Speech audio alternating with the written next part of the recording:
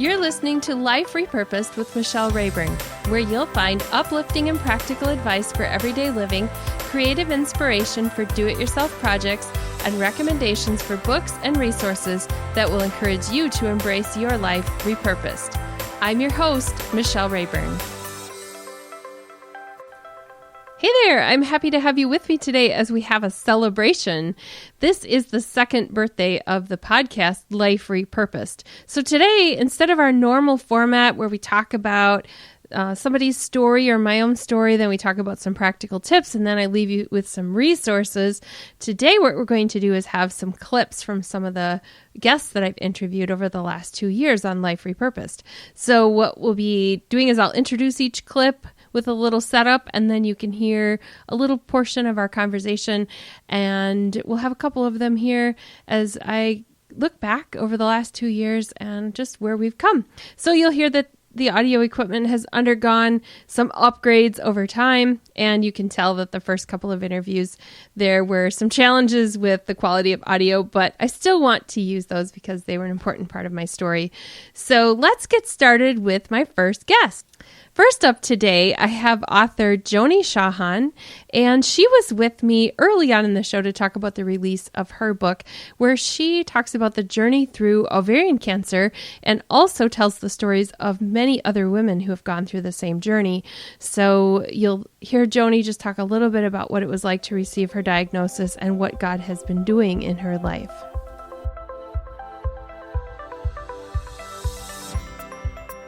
Yes. Yes. My doctor was quite blunt. I had, we really thought I had a fibroid because it was about the size of a cantaloupe. Mm-hmm. And so she said, but we need to do an ultrasound just to be sure. So I scheduled the ultrasound, and then following the ultrasound, an appointment with her. So I'm in the ultrasound, and the room is really dark, and the tech is looking at me and looking at the screen and looking at me and looking at the screen. And I'm like, oh no, this is not good. So I go up, take my films with me. The doctor walks in the room and announces, you have ovarian cancer, starts rattling off all the tests that need to be done. And I am just totally stunned. And I just kind of went through the motions the rest of the day to do tests. As you think about how God has changed you, how has this changed how you face additional challenges that come your way? I think the biggest thing is that God was with me through chemo, even though sometimes you don't always feel like it, but he was there, and he was with me through chemo, and that whatever I am facing in the future, he will be with me, and we will be able to face it together. Wasn't that fun? In this next clip, I talk with author Letitia Sook, and this is episode number 20. She and I chatted about what it's like to have a getaway with God and just escape from the world for a little while.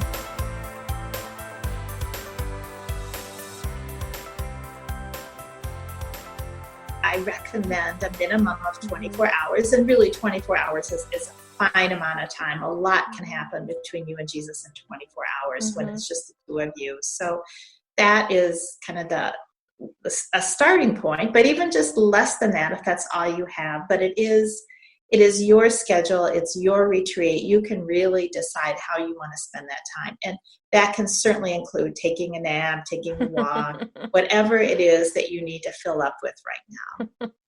Yeah. So in your book, you said this is not a none for a day program.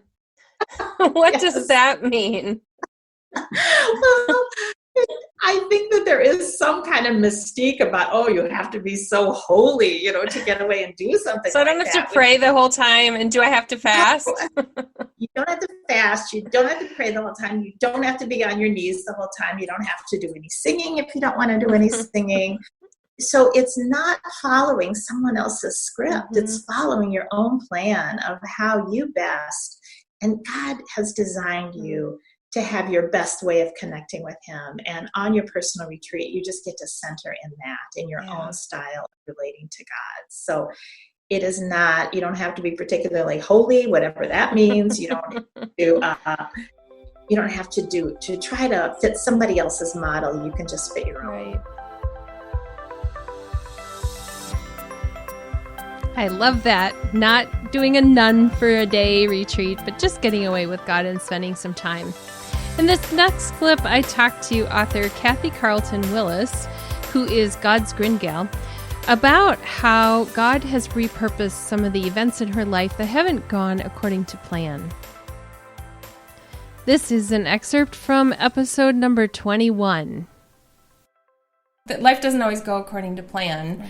So how do you cope with that? What emotions do you process, or how do you cope when you are a planner and suddenly the plan is very different from what you expected? Right. Well, I've joked that I might need to write a book called The Plan B Girl, because it seems like nothing goes according to plan, but yet it always turns out well. It does. It's sort of like that book you start reading and you think it's going down a certain direction, and all of a sudden it changes and it has a completely different ending. Right. But it's a cool ending, right. You know? All of your endings have been cool. Yeah. And so I guess how do I cope with that or adjust is... Well, number one, I've learned that I am replaceable. And so anything I have committed to do, even though I love to live up to my commitments, there's always another way to make it happen, or it doesn't need to happen. Or it can happen later. Sometimes it's a delay, not a no. And so I'm learning that more and more, and I'm having to make myself learn to live in the moment more. Yeah. And that's hard for planners. Yeah. It really is. Coming up next, I have 2 clips from interviews with author Courtney Ellis. She talks a lot about finding time with God and just making room in our everyday schedule to notice that He's there. She also talks about decluttering our life, our schedules, our possessions, all of those. So these are 2 clips from episodes number 19 and 22 with Courtney Ellis. Change is really hard for us to come to a point of pain. And that point of pain for me was just feeling so overwhelmed with almost every area of my life. It was the physical clutter. We had too much stuff. We'd moved from Wisconsin, where we had a basement and a big garage, into this tiny condo in California for double the rent. Right. Crazy. And we brought most of it. Yeah. And so we were drowning in stuff, but it wasn't just that. It was that our schedule was packed to the brim, and it was packed with really good things, but too much of a good thing is suddenly a bad thing. So it was the schedule, it was the possessions, and it was also our digital devices. We found out, both Daryl and I, were kind of running our lives rather than the other way around. So I came to a point of being so overwhelmed, and I sat with my Bible study small group one night, and I said, it's just too much. It is all too much. And my friend in the small group, who's a lawyer and likes details, she was like, what exactly is too much? And I was like, everything is too much. And so we had to find a new path. And God was really gracious and helped us to start learning how to open up our clenched fists and let some of those things go. Like, I need time with Jesus. What time do I have? Okay, I have 5 minutes in the shower. That is better than nothing. And it was so transformative, because it wasn't the guilty shame. I should have spent an hour in my devotions and I didn't, and now I'm a failure and this is terrible, because so much of parenting is just try hard. And I was exhausted. And spiritual practices are not about trying harder. They're about God just showing up. God's like, I'm here. You're driving. Let's chat. I'm here. You're in the shower. Let's chat. Like, let me help you. And I was like, oh, thank goodness. Like, please, yes. I feel like too often we think we're waiting for Him to show up, and He's already shown up. And so we're waiting, and we're thinking the magical moment is going to come when I have this quiet moment, and a beam of light is going to, the sky's going to open, and angels are going to sing, and then I'm going to know Jesus is with me.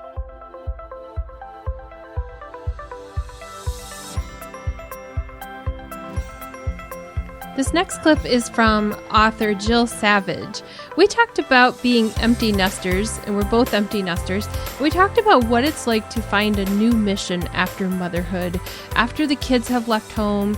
There are some times when some women are wondering, what is the next thing God has for me? If your whole life was wrapped up in raising children, then you'll be encouraged by Jill's message and this excerpt from episode number 38.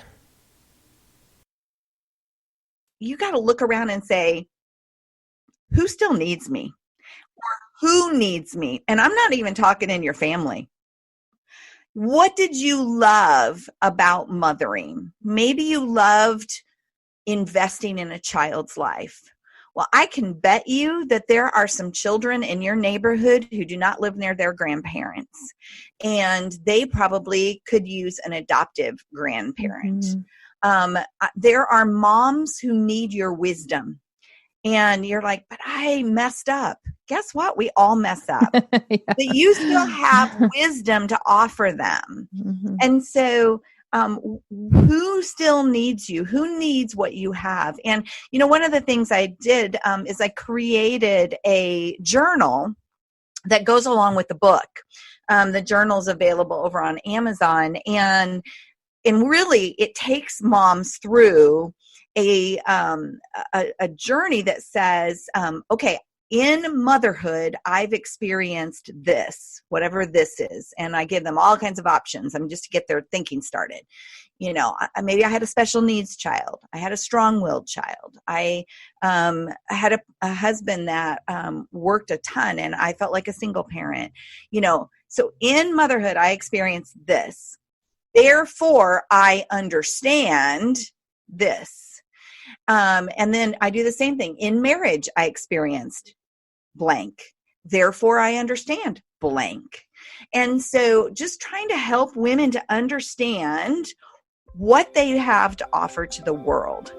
And that's where you begin to have a vision for your new mission field.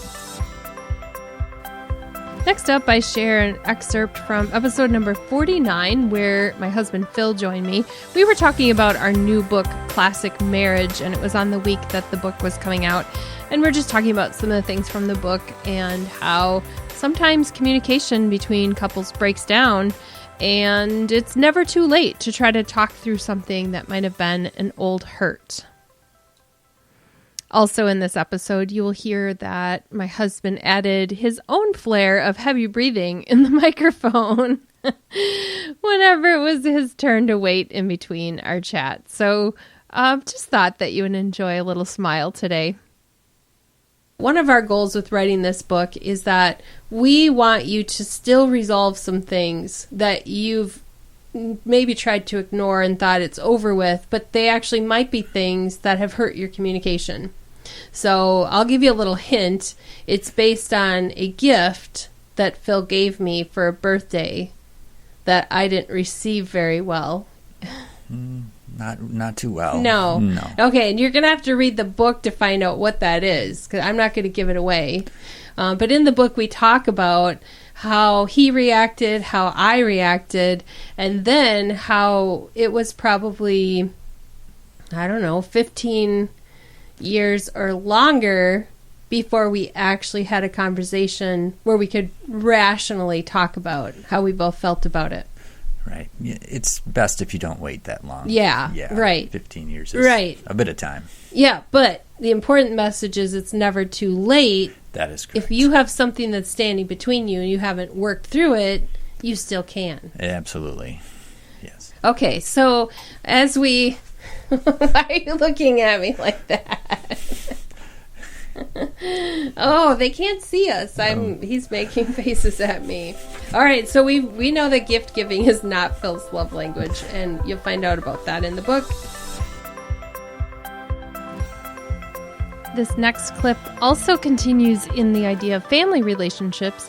This one is with Blythe Daniel and her mom, Dr. Helen McIntosh, and they're talking about mending relationships between mothers and daughters and talking a little bit about the principles that they share in their book. This excerpt is from episode number 54. I was wondering if you can tell me, where do mothers and daughters most often get it wrong or have conflict? Mothers and daughters can often get into a tangle, as Mom says, with conflict when one has expectations of the other that really might not be able to be met. Any expectations are difficult, aren't they, in any relationship? And second to that is the need to be right. And oh, how I have learned relationship over the need to be right with my own daughters, living daily with 2 daughters, and I have a son. And oftentimes we want to be right, don't we? We don't like to be seen as not having the answers or messing up. And so when we as a mother or daughter, when we hold on to that need to be right, or we shove what's the right thing to do in the relationship versus how do I humble myself and how do I come before the other, even if that means asking for forgiveness when I don't feel like that's even really my fault, but I'm going to go ahead and humble myself and ask for forgiveness for the part that I did play in this disagreement. So I think that, just as a culture, Michelle, that not many of us feel like we can put the relationship ahead of differences of opinion. There's a lot of differences of opinion in our culture, and it does take a humility, but it is so worth it. And that's really essentially what we do with God, is we come to a place of humility and say, God, I can't do this on my own.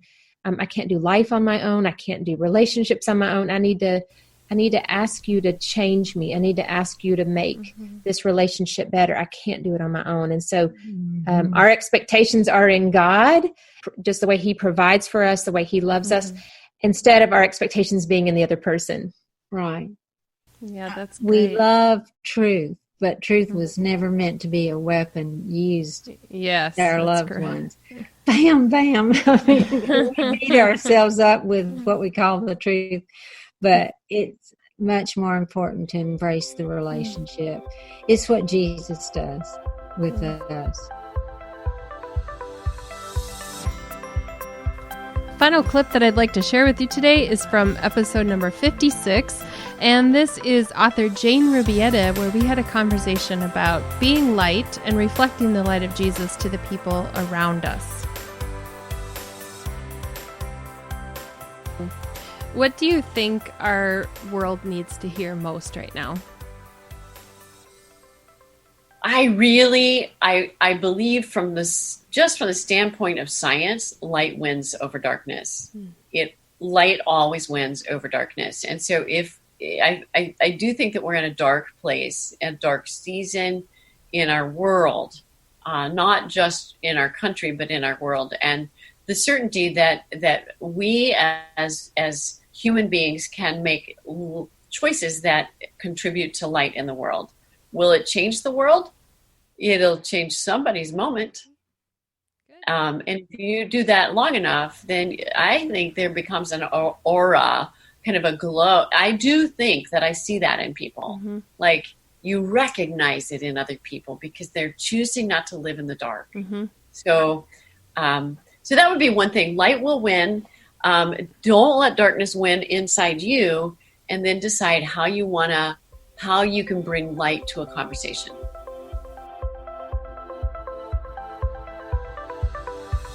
I hope you enjoyed that walk down memory lane with me today as we looked back at the last 2 years of the Life Repurposed podcast. If you are looking for a resource today, what I'm going to do in the show notes at michellerayburn.com/60 is I'm going to give you a link where you'll be able to view some of the resources that I've shared in past episodes. So we'll show you the posts that are labeled with resources. Essentially, every episode has had a resource. So I encourage you to look back through there and see some of the books of the people who were shared in the clips today. And also to look at some of the past episodes and just see what resources I've shared there. I always want to leave a practical resource with you so that you have something that you can carry forward. So often it's something from another author, or it's a podcast, or it's an article, or something like that. So I encourage you to check that out. On the website, I also included a brand new resource, just a fun freebie for you on the page that's dedicated to my book, Classic Marriage. And in that, you will find that I created some printable photo booth pages that you can print out and hold up when you're giving anniversary greetings or sharing your own anniversary celebration on social media. So that PDF file is available there. A link to that will be in the show notes at michellerayburn.com/60. So you can get that there. Thank you so much for listening in and for being part of the first 2 years of this show. I am looking forward to the next. I don't know what God has next for sure. as far as I know, I'm continuing to record episodes and share them on all of the platforms, but I'm always looking for ideas and always looking for ways that I can engage with my audience. So it's exciting to hear from you whenever you give me feedback, because then I know that you're listening in and that something has touched your life. So I encourage you to find me on the social media channels or send me an email, and I would love to hear from you. So thanks again, and have a great week. You've been listening to Life Repurposed with Michelle Rayburn. Check out tips, resources, and inspiration at michellerayburn.com. I'd love it if you would subscribe to the podcast on your favorite platform, Apple Podcasts, Google Play, iHeartRadio, or Spotify. I'd also love it if you would like, review, and share the information about this podcast with your friends. Thank you so much for listening.